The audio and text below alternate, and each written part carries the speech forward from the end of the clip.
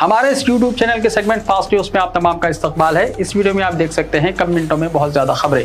तो आइए शुरू करते हैं वीडियो को और देखते हैं आज की ताजा तरीन खबरें। गुड्डी मलकापुर में अंकोरा हॉस्पिटल में लगी जबरदस्त आग। मेहदीपट्टनम के करीब गुड्डी मलकापुर में वाक़ अंकोरा हॉस्पिटल की इमारत में हफ्ते की शाम आग लग गई। अभी तक किसी जानी नुकसान की इत्तला नहीं है। ये वाक़ हफ्ते की शाम तकरीबन 5:30 बजे पेश आया। इत्तला मिलते ही फायर ब्रिगेड के एहलकार मौके पर पहुंच गए और आग पर काबू पाने की कोशिश की। आग 6वीं मंजिल से पहली मंजिल तक फैल गई। आग के गोले ऊपर से नीचे गिर पड़े। तहम आग लगने की वजह मालूम नहीं हो सकी। अस्पताल में ज्यादातर हामिला खवातीन और बच्चे हैं। अस्पताल के अमले ने आग देखकर फौरी तौर पर मरीजों को बाहर निकाला। अस्पताल के नाम के बोर्ड को आग लग गई। शुबा जाहिर किया जा रहा है कि हादसा शॉर्ट सर्किट की वजह से पेश आया। फायर फाइटर्स और जेएचएमसी के अमले ने मौके पर मौजूद 4 फायर इंजनों की मदद से आग पर काबू पा लिया। साउथ और ईस्ट जोन पुलिस ने मौके पर पहुंचकर सूरत हाल का जायजा लिया।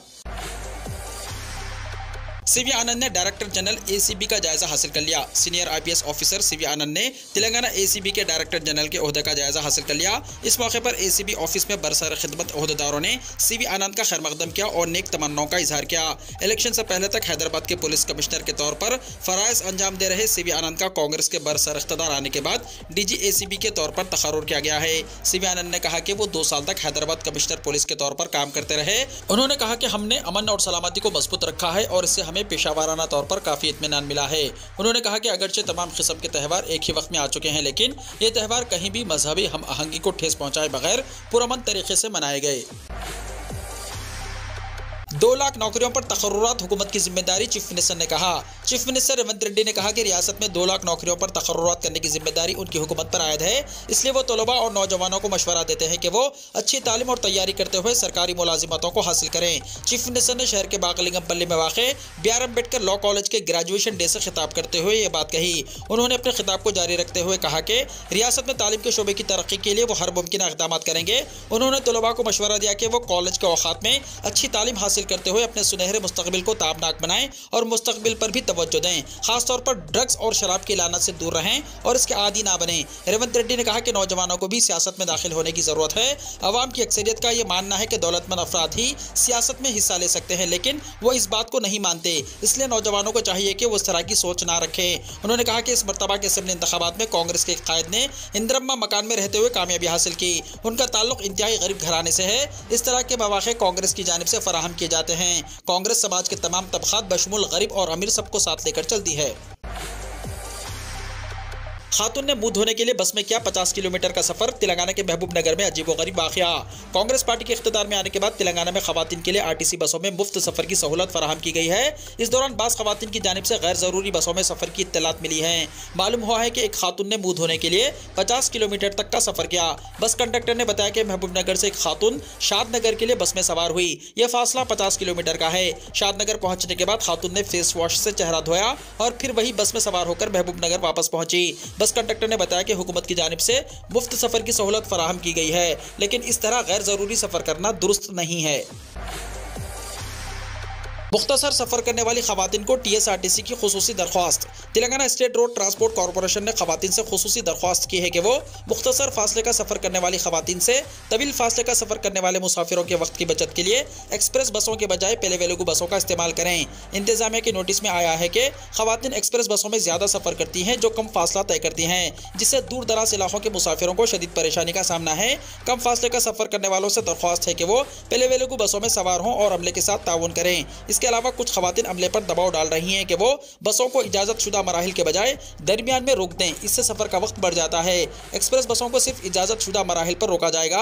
टीएसआरटीसी की इंतजामिया अमले से अपील कर रही है कि वो दूर दराज इलाकों से आने वाले मुसाफिरों को तरजीह दें। टीएसआरटीसी के एमडी वीसी सज्जनान ने एक वीडियो पैगाम में कहा कि खवातीन के लिए मुफ्त सफर की स्कीम ने इंतजामिया पर दबाव बढ़ा दिया है, क्योंकि इस स्कीम के आगाज के बाद से मुसाफिरों की आमदोरफ्त बढ़ गई है। उन्होंने कहा कि महालक्ष्मी स्कीम के आगाज के बाद 11 दिनों में तकरीबन 3 करोड़ खवातीन मुसाफिरों ने बस में सफर किया। उन्होंने ऐलान किया कि टीएसआरटीसी संक्रांति त्यौहार के जरिए डीजल से चलने वाली 200 नई बसें शामिल करेंगी। संक्रांति 15 जनवरी 2024 को मनाई जा रही है। इसके हिस्से के तौर पर एक हफ्ते में 50 बसें चलाई जाएंगी। कमिश्नर पुलिस पुरानी हवेली के दफ्तर में भी मौजूद रहेंगे। कमिश्नर पुलिस हैदराबाद के श्रीनिवास रेड्डी बंजारा हिल्स में वाक़ कमांड कंट्रोल रूम के अलावा बशीरबाग और पुरानी हवेली में वाक़ खदिम दफ्तर कमिश्नर पुलिस में भी आवाम के लिए मौजूद रहेंगे। उन्होंने बताया कि वो कमांड कंट्रोल रूम के अलावा हफ्ते में 2 दिन बशीरबाग में आवाम की शिकायत सुनने के लिए मौजूद रहेंगे, जबकि हफ्ते में 1 दिन खदिम कमिश्नर ऑफिस पुरानी हवेली में आवाम से मुलाकात करेंगे। तहम फिलवक्त पुरानी हवेली खदिम कमिश्नर ऑफिस के तज़य्यीन नौ का काम जारी है। वज़ीर इंफॉर्मेशन टेक्नोलॉजी डी सूर्यधर बाबू को सदर नुमाइश सोसाइटी नामजद किया गया। नुमाइश सोसाइटी की मैनेजिंग कमेटी का इजलास मुनक़िद हुआ, जिसमें वज़ीर information technology, electronics and communication industries और कॉमर्स और उमूर मुक़न्नना तेलंगाना डी सूर्यधर बाबू को सदर नुमाइश सोसाइटी नामजद किया गया। मोतमद एजाजी सोसाइटी बी हनुमंतराव ने यहाँ जारी करदा एक प्रेस नोट के जरिए मुतल्ला किया। हर साल नुमाइश सोसाइटी की जानिब से नुमाइश मैदान पर एक बड़ी सनती नुमाइश का एहतमाम किया जाता है। इस साल भी 1 जनवरी 2024 से नुमाइश का आगाज़ होगा, जो 15 फरवरी 2024 तक जारी रहेगी। 1938 में मुकामी तौर पर तैयार करदा अशिया को फरोग देने के लिए नुमाइश मसनूआत मुल्की का आगाज़ किया गया था, जिसे बाद अज़ां नुमाइश का नाम दिया गया। उस्मानिया यूनिवर्सिटी के ग्रेजुएट्स के एक ग्रुप ने 1938 में इस तहरीक को शुरू किया, जो हर साल अब नुमाइश के नाम से मुनक़्क़िद की जाती रही है। पहली नुमाइश का रियासत हैदराबाद के आसिफ जाह साहब नवाब मीर उस्मान अली खान ने इफ्तिताह किया था। इब्तिदा में चंद स्टॉल्स के साथ नुमाइश शुरू की गई थी, जिसके बाद हर साल स्टॉल्स की तादाद में इजाफा होता रहा है। रेवंत रेड्डी ने साबिक़ा prime minister PV Narasimha Rao को खिराज अक़ीदत पेश किया।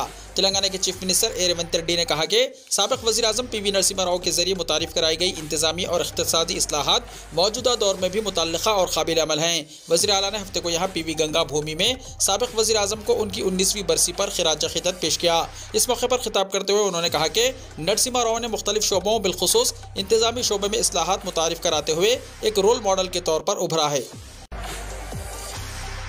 मुस्लिम नौजवान की जान बचाने की कोशिश में हिंदू नौजवान की जान चली गई, हादसे में दोनों की मौत। हिंदू मुस्लिम आपसी भाईचारा और गंगा जमनी तहजीब की मिसाल तेलंगाना के कलवाकुर्ती में देखने में आई, जहां एक मुस्लिम नौजवान की जिंदगी बचाने की कोशिश के दौरान एक हिंदू नौजवान की जान चली गई। Sub inspector Kalwakurthy police Ramesh ने इस मामले की तफसीलात से वाकिफ करवाते हुए बताया कि कलवाकुर्ती के रहने वाले 30 साला सैयद नवाज को एक हफ्ता पहले ही बेटी पैदा हुई थी और वो जटचल्ला में वाक़ अपने ससुराली मकान में अपने नौमौलूद को देखने के बाद जुमेरात की रात तकरीबन 10:30 बजे मकान वापस हो रहे थे कि कलवाकुर्ती के करीब नामालूम गाड़ी ने इन्हें टक्कर दे दी, जिसकी वजह से वो शदीद जख्मी हालत में सड़क पर ही तड़प रहे थे। इस दौरान एक बुलेरो गाड़ी में 2 नौजवान कलवाकुर्ती से कोनाकोंटा जा रहे थे कि रास्ते में नवाज को जख्मी हालत में तड़पता हुआ देखकर इंसानी हमदर्दी का मुजाहरा करते हुए रुक गए और अशोक नामी नौजवान बुलेरो गाड़ी से उतरकर नवाज की मदद के लिए पहुंच गया। वो इसे सड़क से उठा रहा था कि कलवाकुर्ती से जटचल्ला जाने वाली एक लारी इन दोनों को कुचलकर तेज रफ्तारी के साथ आगे निकल गई, जिसकी वजह से दोनों की बरसरे मौका मौत हो गई। बताया जाता है कि सैयद नवाज को उनके ससुराली अफराद खानदान ने रात के वक्त मकान वापस होने से मना किया था और अशोक को भी इसके ड्राइवर ने सड़क के दरमियान जख्मी नवाज के पास जाने से रोका था, लेकिन इन दोनों ने भी मशवरे नहीं माने और दोनों की मौत हो गई। शादी मुबारक और कल्याण लक्ष्मी के चेक्स की तकसीम के इक़दाम किए जाएं, जिला कलेक्टर महबूब नगर ने कहा। जिला कलेक्टर महबूब नगर जी रवि नायक ने अपने दफ्तर में तहसीलदारों और रेवेन्यू अहदेदारों के साथ वीडियो कॉन्फ्रेंस के जरिए मुख्तलिफ मसाइल का जायजा लिया। रेत की गैर कानूनी मुंतकिली रोकने की हिदायत दी। रेत की गैर कानूनी मुंतकिली पर आयद किए गए जुर्माने फौरी तौर पर DD के तहत अदा करने की हिदायत दी। परजवानी के तहत मौसूल होने वाली दरख्वास्तों पर खुसूसी तवज्जो दी जाए और इन्हें बिला ताखिर हल किया जाए। कल्याण लक्ष्मी और शादी मुबारक के तहत 60 दिनों से ज़ायद अरसे से पेंडिंग दरख्वास्तों पर तवज्जो मरकूज करते हुए चेक्स की तकसीम के लिए इक़दाम किए जाएं। इनको रुकने असेंबलियों की तवज्जो में लाकर चेक्स तैयार किए जाएं। नए साल की तकरीबात को 1 घंटे के अंदर रोक दिया जाए, हैदराबाद कमिश्नर ने कहा। हैदराबाद के commissioner of police Kota Srinivas Reddy ने मशवरा दिया कि नए साल की तकरीबात को 1 बजे से पहले रोक दिया जाए। उन्होंने खबरदार किया कि अगर क़वायद की खिलाफ वर्जी की गई तो सख्त कार्रवाई की जाएगी और अगर शराब खानों में मंशियात की खरीद और फरोख्त जारी रही तो सख्त कार्रवाई की जाएगी। उन्होंने मुतनब्बह किया है कि अगर शराब पीकर गाड़ी चलाते हुए पकड़े गए तो 10,000 रुपये जुर्माना और 6 महीने की कैद लाजमी है। उन्होंने हैदराबाद कमिश्नरेट में शहर की सालाना क्राइम रिपोर्ट जारी की। इस मौके पर उन्होंने कहा कि नार्कोटिक्स ब्यूरो मंशियात के खात्मे के लिए भरपूर कोशिश कर रहा है। मंशियात का पता लगाने के लिए सूंघने वाले कुत्तों को इस्तेमाल किया जाएगा। श्रीनिवास रेड्डी ने कहा कि इस साल असेंबली इंतखाबात समेत तमाम त्यौहार पुरअमन तरीके से अंजाम पाए, लेकिन गुज़िश्ता साल के मुकाबले इस साल जराइम में 2% इजाफा हुआ है। मजलिस इत्तेहादुल मुस्लिमीन के लीडर आरिफ जमाल का सैवान में गोली मारकर कत्ल। बिहार के सैवान में मजलिस इत्तेहादुल मुस्लिमीन यानी AIMIM के लीडर आरिफ जमाल का बरसरेआम कत्ल कर दिया गया। 23 दिसंबर की देर शाम सैवान में बदमाशों ने मजलिस इत्तेहादुल मुस्लिमीन के जिले सदर आरिफ जमाल को गोली मार दी, जिससे उनका इंतकाल हो गया है। इस वाक़े के बाद इलाके में सनसनी फैल गई और अवाम में खौफ और दहशत का माहौल पैदा हो गया। वाक़या हुसैनगंज थाना इलाके के खुतब छपरा मोड़ पर पेश आया, जहां आरिफ जमाल अपनी दुकान पर बैठे हुए थे। इसी दौरान एक बाइक पर सवार 3 नामालूम बदमाश पहुंचे और गोली चला दी। आरिफ जमाल की फास्ट फूड की दुकान है, जहां तकरीबन 9 बजे उन पर गोली चलाई गई। कुछ खबरों में बताया जा रहा है कि वाक़या 8:30 बजे से 9 बजे के दरमियान का है। गोली मारने के बाद बदमाश फरार हो गए। आनन फानन में आरिफ को जख्मी हालत में एक प्राइवेट अस्पताल ले जाया गया, जहां डॉक्टरों ने उन्हें मुर्दा करार दिया। इस मामले में Husainganj police station chief Vijay Yadav ने बताया कि आरिफ जमाल को जराइम पेशा लोगों ने गोली मार दी है, जिससे उनकी मौत हो गई। इस वाक़े के बाद आरिफ जमाल के घर में मातम का माहौल पैदा हो गया। इंडिया इत्तेहाद की हुकूमत बनी तो मुल्क में इस्लामी कानून नाफिज होगा, गिरिराज ने कहा। कर्नाटका में कांग्रेस हुकूमत की जानिब से हिजाब पर पाबंदी हटाने के ऐलान पर मरकजी वजीर गिरिराज सिंह ने कहा कि अगर मुल्क में राहुल गांधी, कांग्रेस और इंडिया इत्तेहाद की हुकूमत बनती है तो मुल्क में इस्लामी कानून नाफिज होगा। मरकजी वजीर ने हफ्ते के रोज यहाँ कहा कि वज़ीर आला सिद्धारमैया का कर्नाटका में हिजाब पर पाबंदी न लगाने का ऐलान ये जाहिर करता है कि ये सिर्फ हिजाब पर से पाबंदी नहीं हटा रहा है, बल्कि रियासत में शरई कानून का क़याम है। ऐसे में अगर राहुल गांधी, कांग्रेस और इंडिया इत्तेहाद की हुकूमत बनती है तो इस्लामी कानून नाफिज होगा। काबिल जिक्र है कि कर्नाटका की साबिका बीजेपी हुकूमत की तरफ से हिजाब पर पाबंदी लगाई गई थी। कांग्रेस हुकूमत ने हिजाब पर पाबंदी हटाने का ऐलान किया है। वज़ीर आला सिद्धारमैया ने सोशल मीडिया पर ऐलान किया है कि रियासती हुकूमत हिजाब पर पाबंदी वापस लेगी। सिद्धारमैया ने कहा कि रियासत में हिजाब पर कोई मौसर पाबंदी नहीं है। उन्होंने कहा कि इस पर आयत पाबंदियां जल्द वापस ले ली जाएंगी। उन्होंने कहा कि खवातीन जो चाहे पहन सकती हैं। दरअसल 2022 में साबिका बीजेपी हुकूमत ने हिजाब पर पाबंदी लगा दी थी। मैं उम्मीदवार रहूं या नहीं, अमेठी से राहुल गांधी कभी नहीं, स्मृति ईरानी ने किया बड़ा दावा। लोकसभा इलेक्शन में अभी 3 से 4 महीने का वक्त है। इधर कांग्रेस की यूपी यूनिट का दावा है कि राहुल गांधी अमेठी लोकसभा सीट से इलेक्शन लड़ेंगे। अजय राय ने हाल ही में दावा किया था कि राहुल गांधी अमेठी से इलेक्शन लड़ेंगे और जीतेंगे। अब इस मामले पर मरकजी वजीर स्मृति ईरानी ने बड़ा दावा किया है। खबर रिसा एजेंसी ANI से बातचीत में उन्होंने अमेठी से राहुल गांधी के इंतखाब के साथ साथ नताइज पर तबसरा किया। स्मृति ईरानी ने कहा कि राहुल गांधी दोबारा कभी अमेठी नहीं जीतेंगे। राहुल गांधी के अमेठी से इलेक्शन लड़ने के सवाल पर स्मृति ईरानी ने कहा, अगर राहुल गांधी अमेठी आए तो हार जाएंगे। मैं बीजेपी का उम्मीदवार रहूं या नहीं, गांधी खानदान अमेठी से कभी नहीं जीत सकता। इसके अलावा बीजेपी रुकने पार्लियामेंट ने गांधी खानदान पर महंगे दामों जमीन खरीदने का इल्जाम लगाया था। उन्होंने कहा था कि गांधी खानदान ने अमेठी में 30 एकड़ जमीन सिर्फ 600 रुपए में किराए पर ली थी। गांधी खानदान ने इस जमीन पर एक शानदार कॉम्प्लेक्स बनाया है। सोनिया गांधी, राहुल गांधी और प्रियंका गांधी वाड्रा इसके मालिक हैं। उन्होंने ये जमीन फैक्ट्री लगाने के नाम पर ली। एक जगह अखिलेती तलबा के लिए जमीन थी, वो भी ले ली और वहां अपना दफ्तर खोल लिया। फिर जब उन तलबा ने इस खानदान के खिलाफ एहतजाज किया तो इन्हें जेल भेज दिया गया। दुनिया भर में कोरोना का फैलाव, एक महीने में 8.5 लाख केसेस, 3000 अमवात। कोरोना ने एक बार फिर दुनिया को खौफजदा करना शुरू कर दिया है। गुज़िश्ता एक महीने में दुनिया भर में कोरोना के 8.5 लाख नए केसेस सामने आए हैं। आलमी इदारे सेहत यानी WHO ने कहा कि गुज़िश्ता 4 हफ्तों में कोरोना केसेस में 52% इजाफा हुआ है। दरियासना 3000 अफराद की जान चली गई। गुज़िश्ता 28 दिनों के मुकाबले इन 4 हफ्तों में अमवात में भी 8% इजाफा हुआ है। 17 दिसंबर तक दुनिया भर में कोरोना के 77 करोड़ से ज्यादा केसेस रिपोर्ट हो चुके हैं। WHO के मुताबिक गुज़िश्ता 28 दिनों में दुनिया भर में 1,18,000 अफराद अस्पताल में दाखिल हुए हैं, जबकि 1600 ICU में हैं। अस्पताल में दाखिल होने वालों की तादाद में भी गुज़िश्ता दिनों के मुकाबले में 23% इजाफा हुआ है। कोरोना के नए वेरिएंट JN.1 के तेजी से फैलने से यह सवाल उठ रहा है कि क्या मौजूदा वैक्सीन इससे बचा सकती है। WHO ने कहा कि मौजूदा वैक्सीन JN.1 और SARS-CoV-2 की वजह से होने वाली संगीन बीमारी और मौत से बचाने की सलाहियत रखती है। WHO ने कहा कि वो JN.1 वेरिएंट की मुसलसल निगरानी कर रहा है। WHO ने लोगों को मशवरा दिया कि वो हिफाजती टीके लगवाने, मास्क पहनने और महफूज फासला बरकरार रखने जैसे उसूलों पर अमल करें ताकि कोरोना इन्फेक्शन से बचा जा सके। यही नहीं, WHO ने कोरोना से मुतासर शख्स के राब्ते में आने की सूरत में टेस्ट करवाने का मशवरा भी दिया है।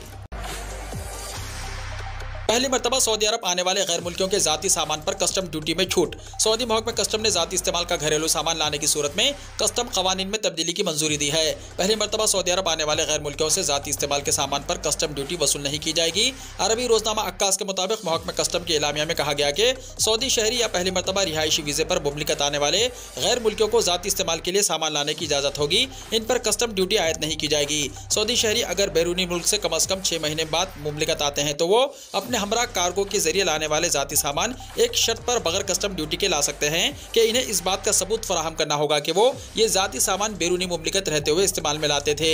रिहायशी वीजे पर मुमलिकत आने वाले गैर मुल्कियों को ये साबित करना होगा कि वो पहले मरतबा मुमलिकत आए हैं, जिसके लिए वो अपना जाती सामान कार्गो के जरिए लाए हैं। नकलो हमल के लिए इस्तेमाल होने वाले जराए को जाती सामान में शामिल नहीं किया जा सकता।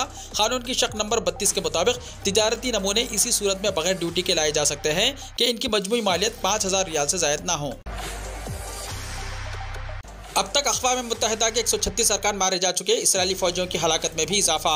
अक़वाम मुत्तहिदा के सेक्रेटरी जनरल एंटोनियो गुतरेस ने कहा कि गजा में सिर्फ 75 दिनों में अक़वाम मुत्तहिदा के 136 अरकान मारे गए। अपने एक बयान में एंटोनियो गुतरेस ने कहा कि यूएन की तारीख में ऐसा कभी नहीं देखा गया। गजा में बहुत से स्टाफ अरकान को घरों से जबरी इनखला पर मजबूर किया गया। उनका कहना है कि गजा में शहरियों के लिए अपनी जान खतरे में डालने वाले वर्कर्स को खिराज तहसीन पेश करते हैं। रिपोर्ट्स के मुताबिक गजा पर 7 अक्टूबर से अब तक इसराइली बमबारी में शहीद फ़लस्तीनियों की तादाद 20,000 के पार हो गई है, जबकि 52,586 अफराद जख्मी हुए। शहीद और जख्मी होने वाले अफराद में आधे से ज़ायद तादाद सिर्फ बच्चों और खवातीन पर मुश्तमिल है, जबकि इसराइली वहशियाना कार्रवाइयों में लाखों अफराद बेघर हो चुके हैं।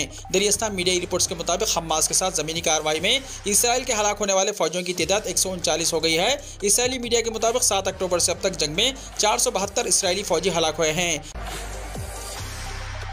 वीडियो को लाइक शेयर कीजिए और हमारे इस YouTube चैनल को सब्सक्राइब करते हुए इसके बेल आइकॉन को भी प्रेस कर लीजिए ताकि हर आने वाली वीडियो का नोटिफिकेशन सबसे पहले आपको मिलता रहे।